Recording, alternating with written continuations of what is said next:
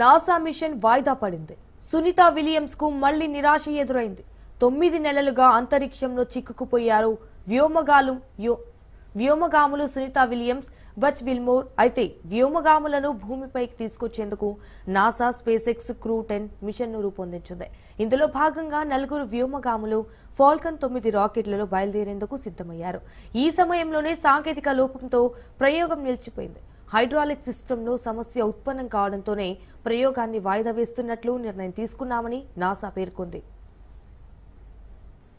NASA machine వాయిదా పడింది. Sunitha Williams కు మళ్లీ నిరాశ ఎదురైంది. 9 నెలలుగా అంతరిక్షంలో చిక్కుకుపోయారు వ్యోమగాములు సునీత విలియమ్స్, బజ్ విల్మోర్. అయితే వ్యోమగాములను భూమిపైకి తీసుకొచ్చేందుకు NASA SpaceX crew 10 mission ను రూపొందించింది. ఇందులో భాగంగా 4 వ్యోమగాములు ఫాల్కన్ 9 రాకెట్లలో బయలుదేరేందుకు సిద్ధమయ్యారు.